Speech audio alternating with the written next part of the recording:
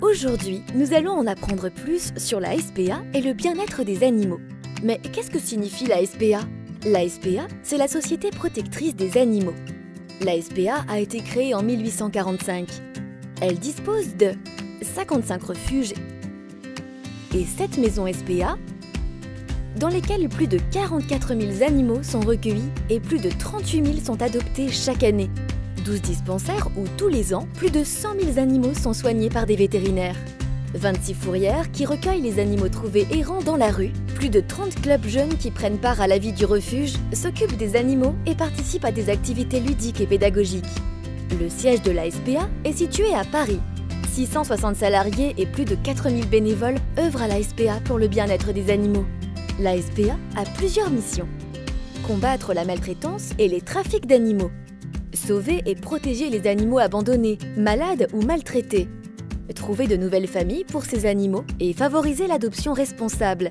Sensibiliser le grand public et les nouvelles générations au bien-être et au respect de l'animal. Soutenir des petites associations et les communes dans leurs projets de protection animale.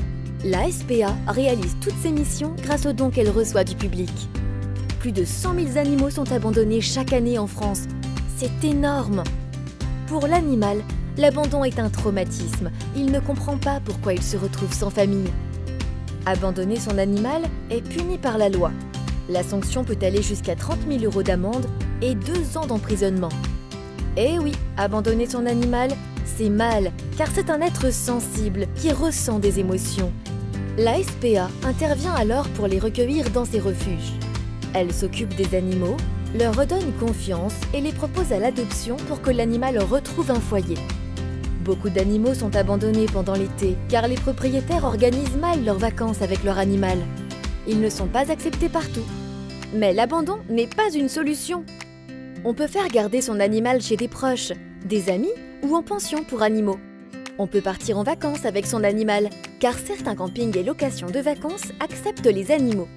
Avoir un animal, c'est donc avoir des responsabilités et des contraintes.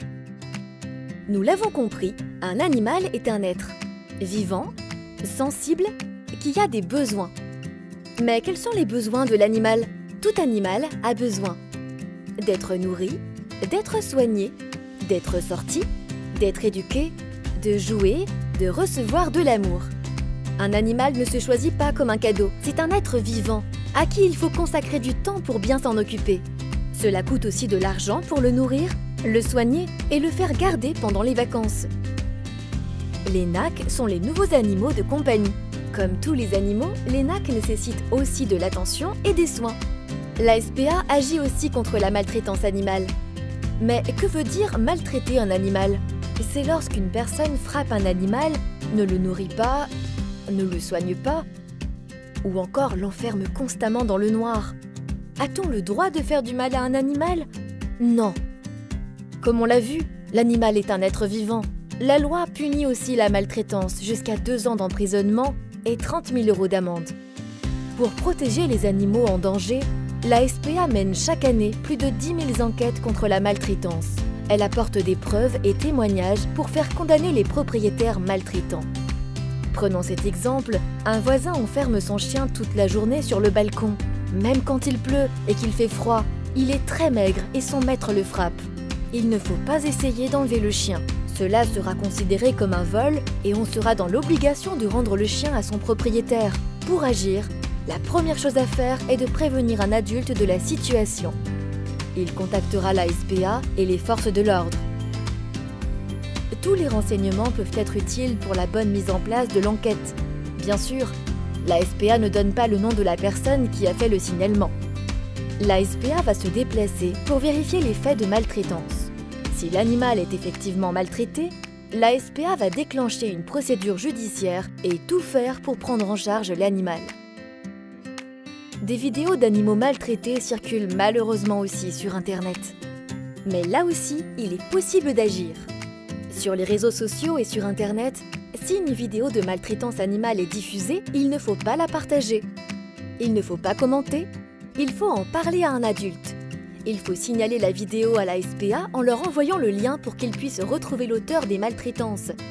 Il faut signaler la vidéo au ministère de l'Intérieur pour qu'il stoppe la diffusion. L'identification des animaux est obligatoire.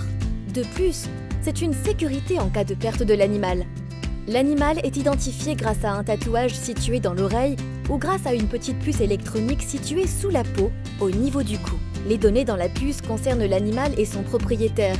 Elles sont inscrites dans un fichier informatique géré par un organisme spécialisé nommé l'ICAD. Il faut donc penser à prévenir l'ICAD en cas de changement d'adresse ou de téléphone pour que les données de l'animal soient à jour. Si tu perds ton animal, il faut avertir tout de suite les fourrières animales, refuges, SPA, police, vétérinaire de ta commune. Tous les professionnels du milieu animal sont équipés d'un lecteur de puce qui leur permettront de retrouver tes coordonnées et te contacter. Si tu trouves un chien ou un chat dans la rue qui semble perdu, tu peux contacter avec l'aide de tes parents la fourrière animale qui le prendra en charge pour retrouver son propriétaire s'il est identifié. Voici le parcours d'un animal abandonné. L'animal errant dans la rue est recueilli par la fourrière animale. Elle dispose de 8 jours pour retrouver les propriétaires de l'animal. À l'issue de ce délai, l'animal peut retrouver son propriétaire, mais si son maître ne s'est pas manifesté, il est donc considéré comme abandonné et il part donc dans un refuge pour trouver une nouvelle famille. La stérilisation est essentielle. Faire stériliser son animal a beaucoup d'effets bénéfiques. Moins de fugues, moins de maladies, arrêt des chaleurs, moins de marquage d'urine, moins de naissances non désirées. La stérilisation est le meilleur moyen pour contrôler la reproduction et limiter les abandons et la maltraitance. Maintenant, tu es un protecteur des animaux. La SPA compte sur toi pour en parler autour de toi.